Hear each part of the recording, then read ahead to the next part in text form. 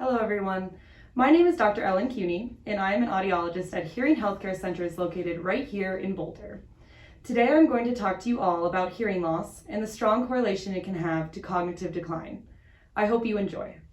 This topic is close to my heart as it is a factor that compelled me to go into the field of audiology. The top picture is my grandma and grandpa. I grew up down the street from them in Burnsville, Minnesota. We were a very close family. My grandfather was a farmer, and we have a genetic hearing loss in my family. Once his hearing loss became something he could no longer put off addressing, it was clear that his memory was beginning to slip too. After this, he was soon diagnosed with Alzheimer's disease. The bottom picture is unfortunately how I remember my grandpa, sitting in a busy room, not participating due to his hearing loss and dementia. I was lucky enough that my grandpa didn't pass until I was 17 years old. Unfortunately, I don't have very many memories with him due to his hearing loss and Alzheimer's. My goal for today is to educate you all so that you can continue to communicate and participate with your loved ones for the rest of your lives. We have known that there is a connection between hearing loss and cognitive decline for many years. This picture has been hanging in our office for almost 20 years. But it wasn't until recently that clinical evidence has shown the connection between hearing loss and cognitive decline. Today, we will explore typical hearing loss and the strain it puts on our brain and how this strain can ultimately lead to cognitive decline. So, let's get into it. Hearing loss is one of the most prevalent conditions in older adults. And of those older adults, 1 out of 3 of all of them have hearing loss. Although this is true, not many people address their hearing loss, and this could be because they don't even know that it is there. The most common hearing loss is a sloping high-frequency hearing loss, like the picture here. Hearing loss begins at the very highest pitch and slowly grows across the rest of the pitches, generating what I like to call the ski slope. A fancy term for this is called presbycusis, or as we get older, we start to lose our hearing. This tends to be a slow process. As the hearing loss progresses, we acclimate to that lower level of stimulation.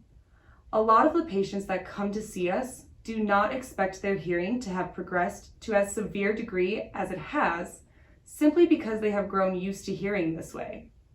Not only this, but our brain starts to work extra hard to fill in any areas of speech that you do not hear. For example, take a look at this picture here. It represents where speech commonly occurs throughout conversations.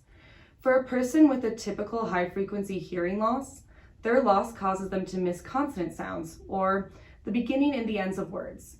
When we start to miss these words, it reduces the clarity of speech, which then causes us to mistake words. For example, hat, bat, cat, sat. These words can all sound the same to someone with a high-frequency hearing loss. To compensate for this, our brain kicks into overdrive.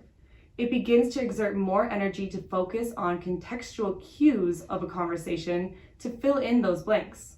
For examples, if we were talking about feeding something, you can assume I said the word cat instead of hat. The technical term for filling in the blanks is an increase in cognitive load. We are putting so much energy into just hearing that we can no longer use that energy to store a memory.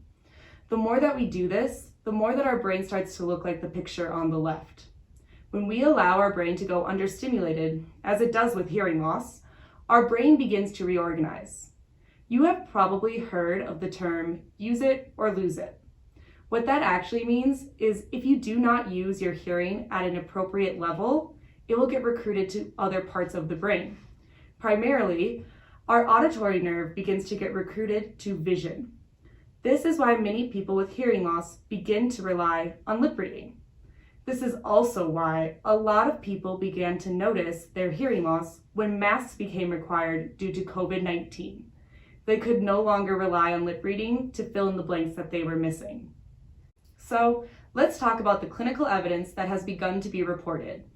Everything presented on this slide has been proven through clinical trials, so I'm not just saying this to say it. Functional MRI images show the brain reorganizing when we have untreated hearing loss due to auditory deprivation or a degraded auditory input. Due to this degradation, Research shows that hearing loss can cause patients to have a 30 to 40% faster rate of decline in just 6 years when hearing loss remains untreated. When we talk to our patients about cognitive decline, it is not a scare tactic. Instead, we want to empower our patients with knowledge and show we care not only about treating their hearing loss, but treating their brain health as well. So I bet you're asking yourself, can addressing your hearing loss with a hearing aid help? The simple answer is yes. Research has shown that not only does a hearing aid significantly improve quality of life, it also improves executive function and prevents brain reorganization. Executive function is our ability to focus and pay attention, and it is a huge contributor to cognitive decline. Treating a hearing loss is no longer just to help you hear loved ones. It's also to help keep your brain healthy. If you are concerned about either hearing loss or cognitive decline, the first step is getting tested. This can be scary, but knowledge is power. Understanding the mechanics of hearing loss or cognitive decline can help you begin to address these issues.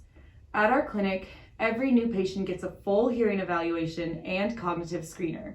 This allows us to better understand what the primary goal for each person's individual needs is. I always say that I could see 10 people with the same hearing loss, and they will all respond to a hearing aid differently. With thorough testing, we can begin the journey to healthy hearing together, and sooner is better than later. On average, once a person is diagnosed with hearing loss, it takes them about 6 years to actually do something about it. Meaning, they are allowing their hearing loss to get bad enough that they finally feel the need to get a hearing device. As you can see from this graph, research shows that waiting until your hearing has gotten even worse can make your cognitive abilities decline at almost a 500% faster rate than someone who addressed their loss early on. Just like any medical condition, early intervention is the key to success. It allows your brain to readapt to proper stimulation before brain reorganization has gone too far. I wish I could tell you that adapting to a hearing aid is easy, but it's not. We have to wake up your brain again and get it used to not having to work overtime to simply hear, but hear passively and easily. The sooner you readapt, the more successful you will be with a hearing device. Healthy hearing is healthy living. Hearing loss is no longer just about hearing. It's about keeping our brains healthy and responsive.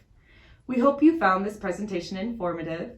If you have any questions, please feel free to call our clinic or email our information line. Thanks for having me today. Want to schedule an appointment online? Pull out your smartphone and open the camera. Put your camera over the QR code to my right and follow it to our website where you can set up an appointment online.